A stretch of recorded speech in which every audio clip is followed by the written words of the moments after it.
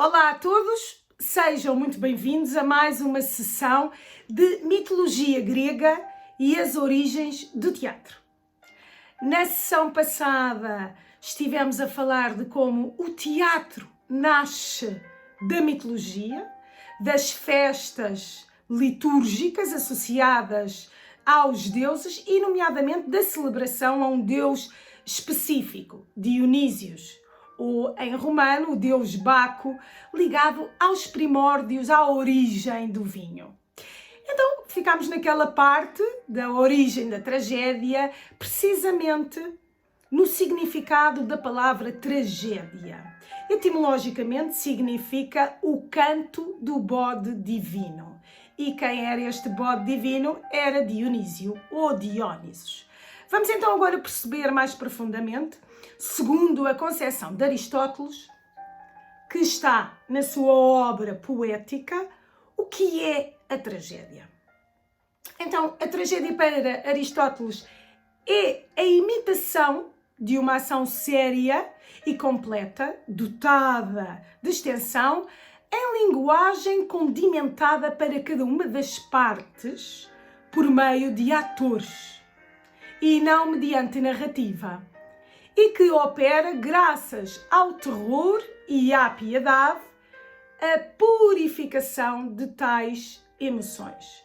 Portanto, esta é a definição de Aristóteles à tragédia. E como vemos aqui, há várias palavras que se destacam e que são muito importantes para definir o que é e as suas características e também as características dos textos teatrais trágicos. E as palavras que se destacam são precisamente imitação, portanto, para Aristóteles nós estamos a falar da imitação de uma ação. E a ação, portanto, já se distingue da narrativa. Há uma ação que é efetuada por atores. Portanto, falámos na sessão passada de como é que surgiu o primeiro ator e, portanto, há aqui a imitação de uma ação efetuada por atores. A ação esta que provoca terror e piedade. Portanto, estas são as emoções que se encontram, digamos, na plateia, no público. As ações provocam terror e piedade e, por fim, a purificação dessas emoções. E esse é o chamado estado de catarse. E nós já vamos ver agora que dentro do conceito de Aristóteles na poética, portanto, há o conceito de mimesis, que é a imitação, e depois catarsis, que é a catarse. A catarse. Então, esta imitação é a imitação de realidades dolorosas. E qual é a matéria-prima para esta imitação? É o mito. Portanto, é a mitologia, certo? Essa mesma tragédia provoca no espectador deleite, prazer, ao assistir, não é? Mas a natureza da ação trágica é uma natureza brutal, digamos assim, de uma realidade fatalista,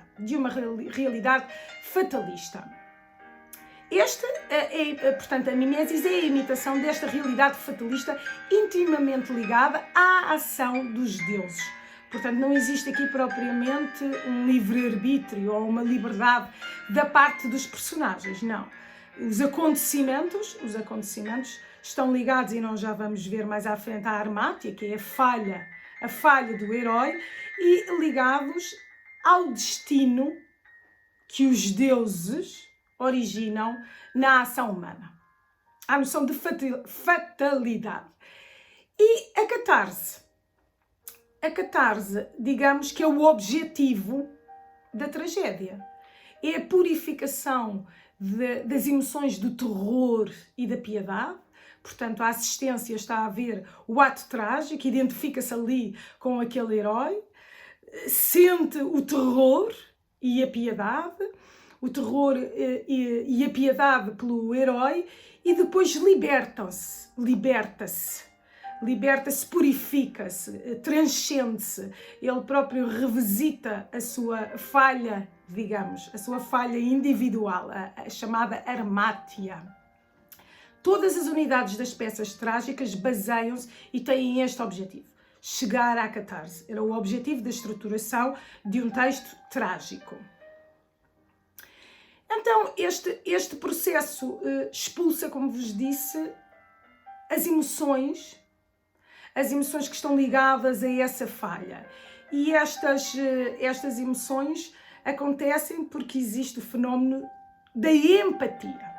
Empatia, portanto, é a relação emocional que existe entre o personagem e o espectador, certo?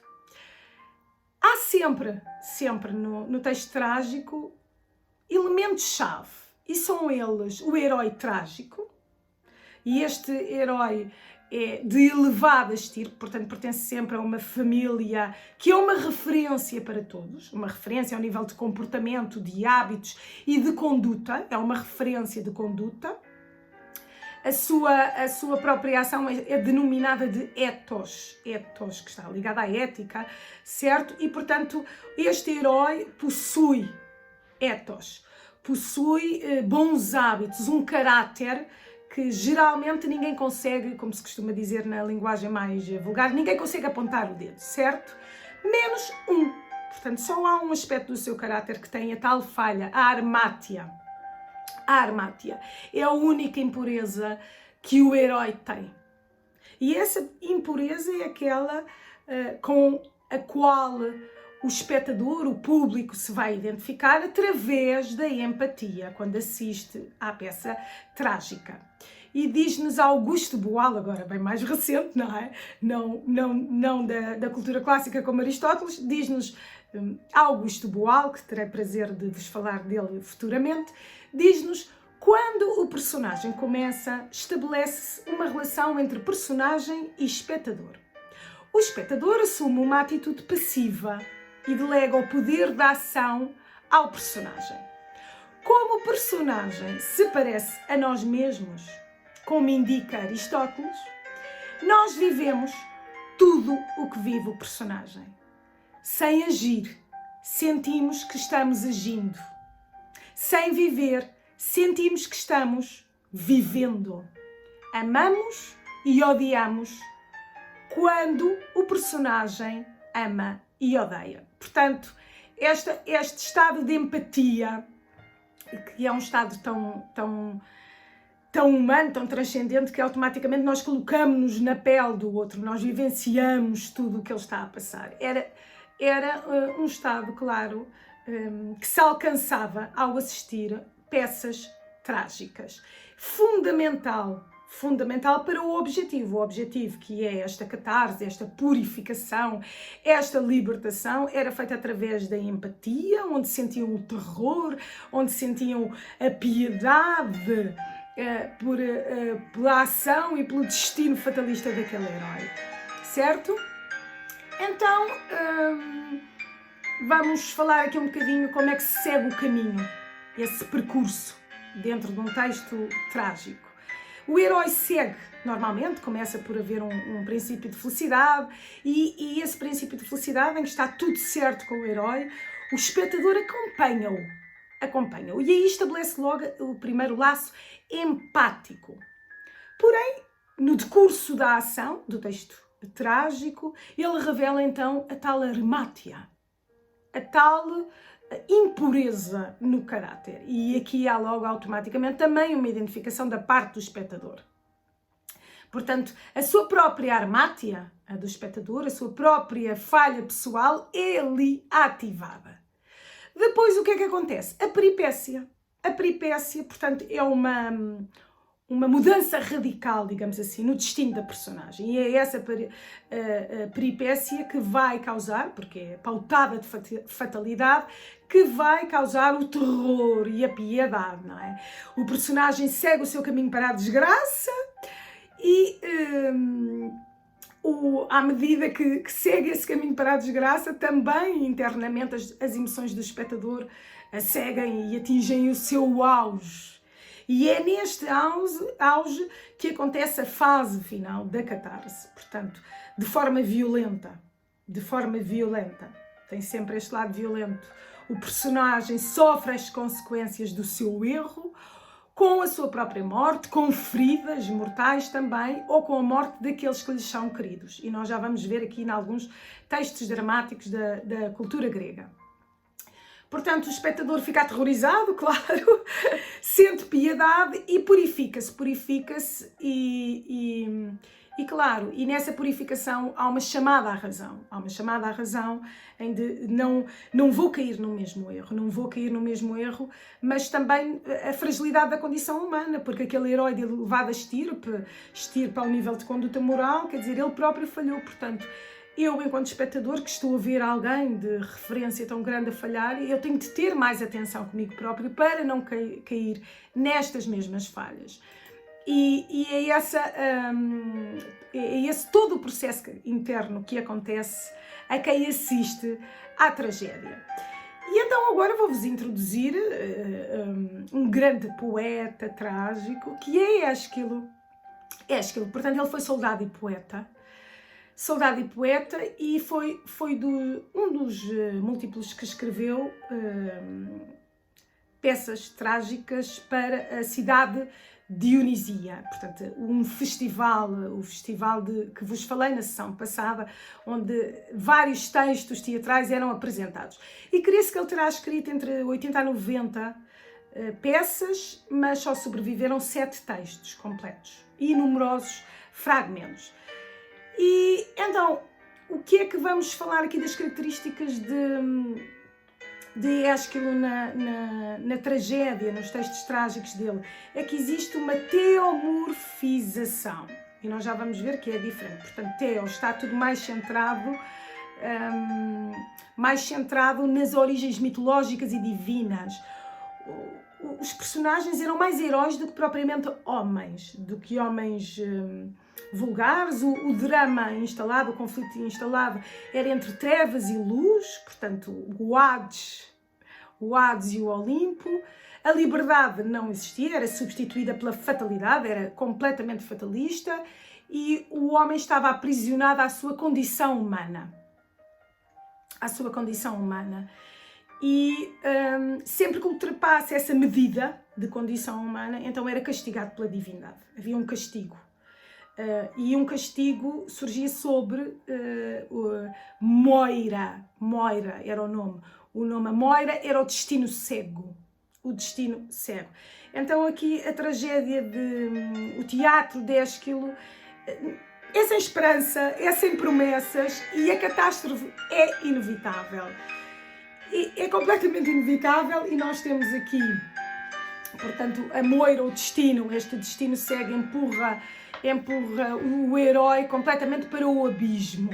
E os temas eram mais cósmicos, E é por isso que vos vou apresentar aqui o Prometeu acorrentado. E Prometeu é um deus. É um deus que roubou o fogo ele gostava muito da humanidade, gostava muito dos homens.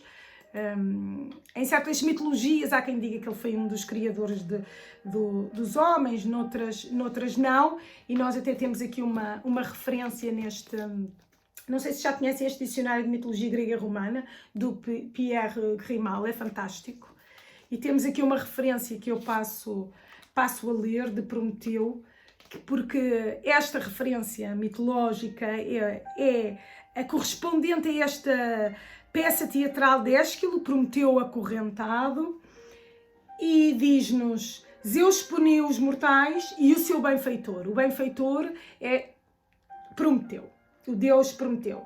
Aos primeiros, que são os homens, enviou-lhes uma criatura por ele expressamente forjada para o efeito, Pandora.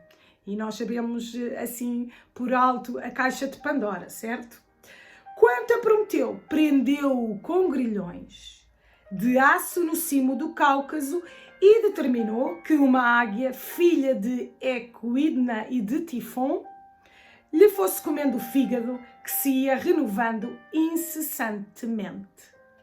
E aqui, ao dar-vos esta pequena apresentação deste dicionário mitológico do deus Prometeu, já vos estou a revelar o que é que Ésquilo aborda nesta peça, neste texto teatral de Prometeu acorrentado. É precisamente o momento em que Prometeu é castigado por Zeus. Zeus, enquanto o grande deus do Olimpo, não é? E Zeus não gosta que Prometeu dê o fogo ao homem, porque a partir desse momento existe um grande salto civilizacional, não gosta desse aspecto e vai pedir para que ele seja acorrentado precisamente com grilhões e que um pássaro lhe esteja sempre a comer eternamente o fígado renascido. Portanto, come-lhe o fígado volta a renascer e o pássaro continua a comer-lhe o fígado. E, portanto, nós vemos que é uma situação muito trágica, não é? É uma situação muito trágica. Então eu selecionei, existem aqui vários personagens, o poder, a violência, Vulcano, o coro, Prometeu, claro, mas eu vou ler aqui esta parte inicial, que é precisamente a parte em que ele está a ser acorrentado, está bem? E diz-nos o primeiro personagem, o poder. Eis-nos chegados ao confim da terra, à longínqua região da Sítia, solitária e inacessível. Cumpre-te agora, ó Vulcano, pensar nas ordens que recebeste de teu pai e acorrentar este malfeitor com indestrutíveis cadeias de aço a estas rochas escarpadas. Ele roubou o fogo, o teu atributo precioso, fator das criações do gênio, para transmiti-lo aos mortais. Terá, pois, que expiar este crime perante os deuses, para que aprenda a respeitar a potestade de Júpiter e a renunciar a seu amor pela humanidade. Portanto, vemos aqui este personagem já a descrever o que é que aconteceu, que ele roubou. Portanto, aqui Júpiter é o nome romano para Zeus, está bem? Júpiter é o nome romano para Zeus. E diz Vulcano. Vulcano, que no fundo é o deus associado à forja e ao fogo. E diz Vulcano: para vós, poder e violência, a ordem de Júpiter está cumprida. Nada mais resta a fazer. Quanto a mim, sinto-me sem coragem para acorrentar pela força a um deus, meu parente, sobre esta penédia, exposto à fúria das tempestades. Vejo-me, no entanto, coagido a fazê-lo, pois seria perigoso esquecer as ordens de meu pai. Preclaro, filho da sábia Temis, é bem contra a minha vontade e a tua que te vou prender por indissolúveis cadeias a este inóspito rochedo, de onde não ouvirás a voz, nem verás o semblante de um único mortal. Portanto, aqui Vulcano está a dirigir-se a Prometeu. E onde, queimado lentamente pelos raios ofuscantes do sol, terás adusta a epiderme. Onde a noite estrelada tardará a poupar-te à luz intensa, assim como o sol tardará em secar o orvalho matinal. Oprimir-te-á o peso de uma dor perene, pois ainda não nasceu sequer o teu libertador. Eis a consequência de tua dedicação pelos humanos. Como Deus que tu és, fizeste aos mortais uma dádiva tal que ultrapassou todas as prerrogativas possíveis. Como castigo por essa temeridade, ficarás sobre esta rocha terrífica, em pé, sem sono e sem repouso. De balde farás ouvir suspiros e clamores dolorosos. O coração de Júpiter é inexorável. Um novo senhor é sempre severo. E, portanto, este é o momento em que ele está a acorrentá-lo e está a dizer que ele próprio sente pena e lastima a condição de Prometeu, que está ali a ser acorrentado e castigado.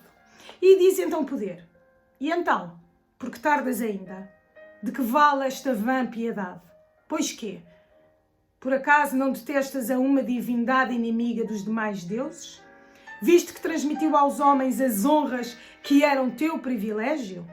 O que o poder está aqui a dizer é: o privilégio do fogo era do deus Vulcano, E Prometeu foi roubar esse fogo e dar aos homens. Portanto, há aqui um ato considerado de traição. E responde Vulcano: é que os laços do sangue e os da amizade são poderosos. E diz o poder, sem dúvida. Mas como desobedecer às ordens de teu pai? Não o temes, por acaso?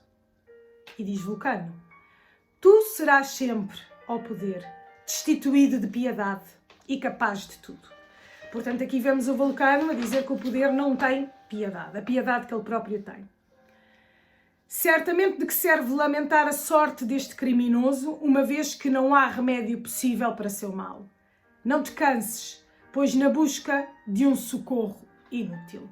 E isto é o que responde poder.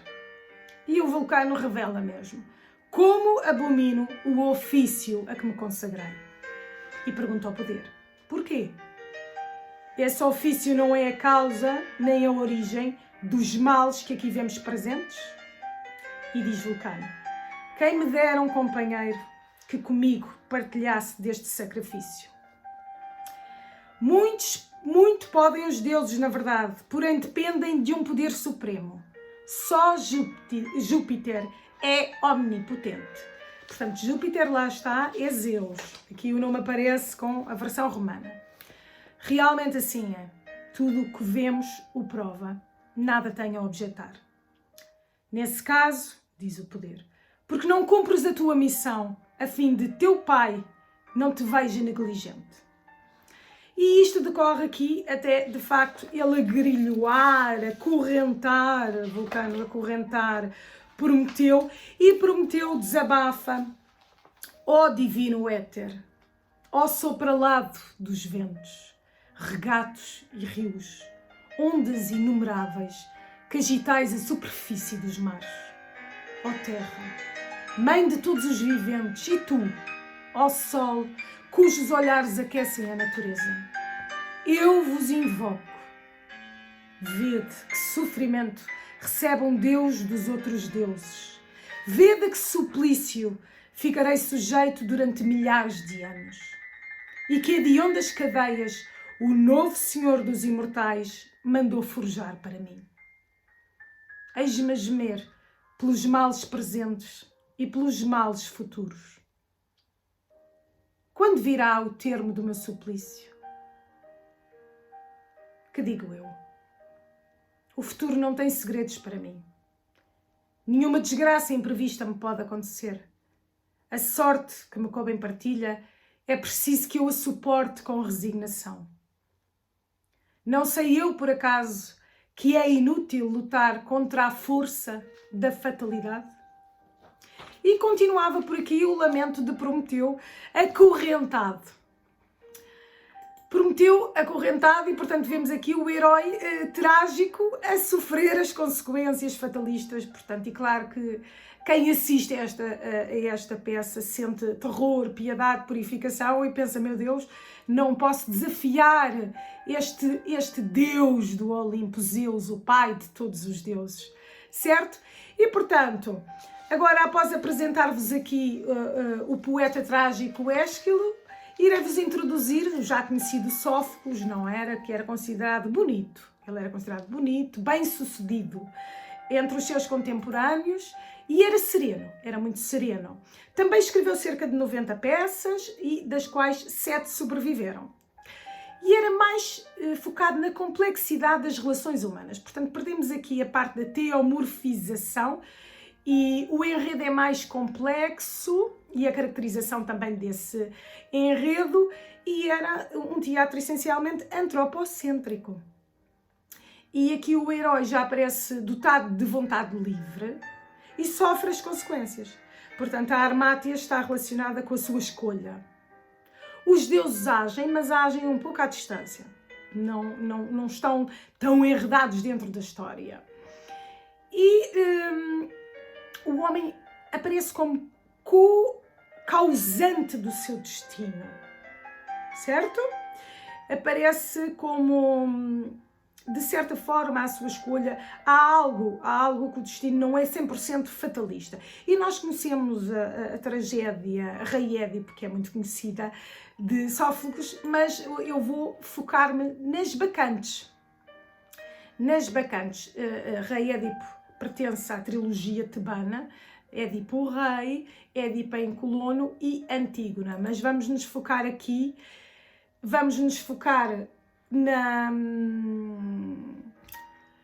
nas bacantes, que não... eu peço desculpa. Nas bacantes, estava-vos a falar de Sófocles e já vos estava a falar das bacantes de Eurípides. Portanto, peço imensa desculpa, agora fiz aqui uma confusão. Como vos estava a dizer, Sófocles, o conhecido, a trilogia tebana, Sófocles, o Rei Édipo. E nós vamos agora entrar, que é este o tema que eu gostaria de vos apresentar, é As Bacantes, a peça. Porquê? Porque Eurípides, este poeta trágico, depois vai aparecer nas comédias. E como irei apresentar-vos a comédia e as origens da comédia nas próximas sessões, gostaria então aqui de destacar Eurípides, mais do que o próprio Sófocles. E então, falei-vos de Sófocles e agora vou-me focar em Eurípides. E Eurípides, portanto, queria-vos só mostrar aqui uma versão do Rei Édipo, de Sófocles. E agora Eurípides As Bacantes, que é aqui uma parte que destaquei para vocês. E este foi o último grande escritor da tragédia grega. Sobreviveram 18 peças das 98, e foram as mais facilmente entendidas pelas gerações futuras. São peças muito realísticas e em alguns casos já com características de tragicocomédias. E dentro da visão de Eurípides nas suas tragédias, destaca-se não tanto o mito, mas o coração humano. E diz que é dele a célebre frase: o coração tem razões que a própria razão reconhece, o que a própria razão desconhece. Então, As Bacantes, nós temos aqui um contexto em que o rei de Tebas não quer prestar culto a Dionísio. Portanto, Dionísio é um deus que quer que Tebas lhe preste culto, assume uma forma, apresenta-se ao rei para que este lhe preste a devida homenagem, mas ele recusa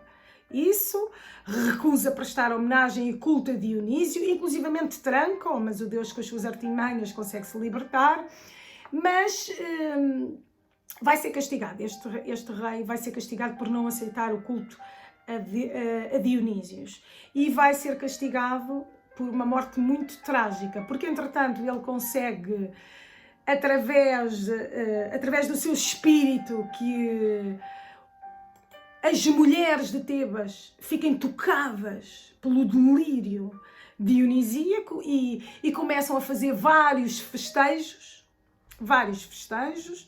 O próprio rei, alertado, atenção, estão a fazer cultos e festejos em que os sentidos ficam entorpecidos em honra do deus Dionísio. Ele disfarça-se e vai lá para travar aquelas celebrações, mas dentro de essas mulheres que estão a celebrar o culto está a sua própria mãe.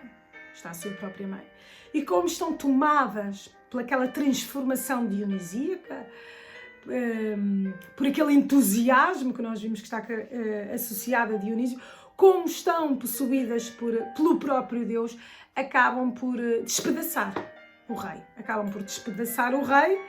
e depois a própria rainha vai apresentar ao pai a cabeça do seu próprio filho, julgando que é a cabeça de um animal. E agora eu destaquei aqui estas partes para vocês entrarem dentro desta tragédia de Eurípides. Depois que deixamos as paragens desta terra de Tebas e passamos a torrente do Ásopo, começamos a ascensão das vertentes do Citeron, Penteu juntamente comigo, pois eu seguia o meu senhor, bem como o estrangeiro, que guiava a nossa expedição. Penteu é o rei. Detemo-nos primeiro num vale relevado, abafando qualquer ruído dos passos ou da voz, para vermos sem sermos vistos. Havia aí uma ravina apertada entre rochas, umedecida por águas, por abetos ensombrada. Era lá que as Mênades se sentavam, com as mãos entregues a doces trabalhos. As Mênades são as bacantes do deus Baco, Dionísio, portanto, as mulheres que estavam ali a celebrar o deus, possuídas pelo deus. E continuando. Havia umas que coroavam de novo com festões de Hera o tirso desguarnecido. Outras que entoavam à cômpita báquicas melodias, como se foram poldros libertos do colorido jugo. O desgraçado de Penteu, que não vira a turba feminil, proferiu estas palavras. Estrangeiro, do lugar onde estou, a minha vista não alcança estas refalsadas Mênades. Mas subindo aos penhascos e trepando a um abetal terneiro, então poderei ver bem o impudor das Mênades. Portanto, e aqui ele alcança uma posição para ver melhor as mulheres que estavam a fazer a tal celebração dionisíaca. E agora vamos aqui à parte em que as mulheres veem o rei Penteu. E ao vê-lo, julgam num animal e o vão despedaçar. Portanto, aqui temos a fatalidade que aconteceu. Ele escolheu não prestar culto e vamos ver essa fatalidade. Como, porém, não atingiam o alvo dos seus esforços, disse Ágave. Ágave, a rainha-mãe, a mãe de Penteu. Vamos, pondo-vos em toda a volta e agarrai no tronco, ó Mênades, para apanharmos a fera trepadora, a fim de que ele não vá revelar as danças secretas do Deus. Milhares de mãos se deitaram ao ábato e o arrancaram da terra. Sentado nas alturas, das alturas é atirado, e no meio de milhares de gritos, cai ao chão Penteu. Bem compreendera que a desgraça estava perto. A primeira a começar o ritual do morticínio é a mãe, que cai sobre ele. Penteu atira com a mitra que tinha sobre o cabelo, para que, reconhecendo-o, o não imolasse a desventurada Ágave. Toca-lhe na face e diz: Sou eu, ó mãe, o teu filho Penteu, a quem deste à luz no palácio de Equion. Compadece-te de mim, ó mãe, não sacrifiques o teu filho por causa dos meus desvarios. Com a boca a espumar e revolvendo os olhos em todas as direções, sem saber pensar direito e dominada por Baco, não a persuadiu o filho. Agarra-lhe o antebraço esquerdo, apoia o pé no flanco do desventurado e desarticula-lhe o ombro. Não pela sua própria força, mas pela destreza que o Deus infundira em suas mãos. E, portanto, o dilaceramento continua até que lhe é arrancada a cabeça. E mais à frente, Ágave, portanto a mãe de Penteu, vai regozijar-se com esta cabeça que entrega, não é? A Cadmo, o pai, e ela não se apercebe que leva a cabeça do filho.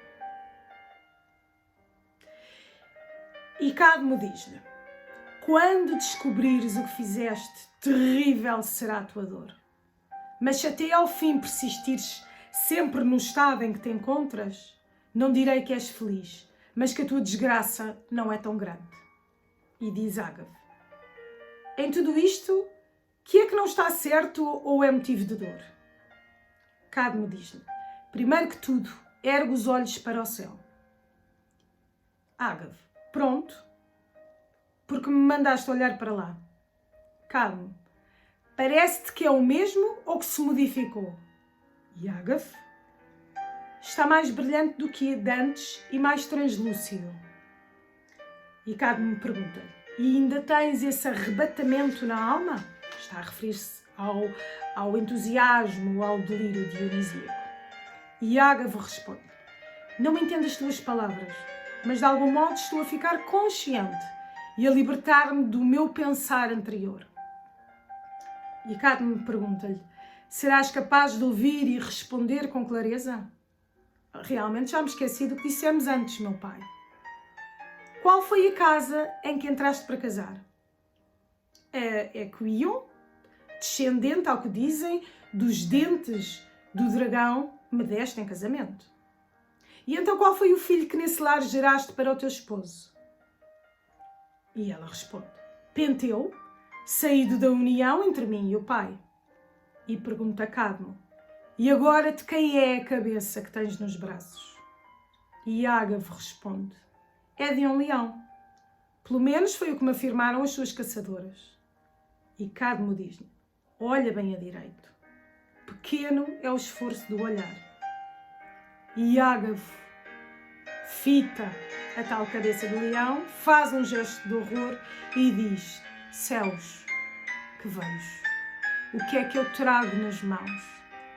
E Cadmo diz-lhe: olha bem de perto a ver se percebes melhor. Ágave fica muito agitada. O que eu vejo é a maior das dores, desgraçada de mim. De certeza que não te parece semelhante a um leão? Pergunta Cadmo.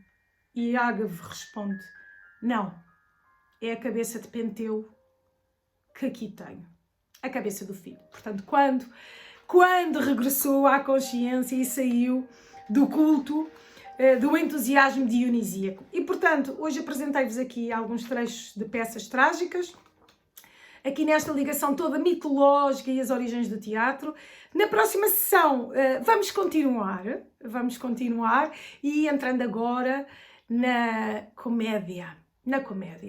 Muito obrigada por nos acompanharem. Continuem, Mulheres Heroínas, mitologia grega e as origens do teatro e tudo o que estamos a preparar para vocês. Obrigada e beijinhos. Tudo de bom.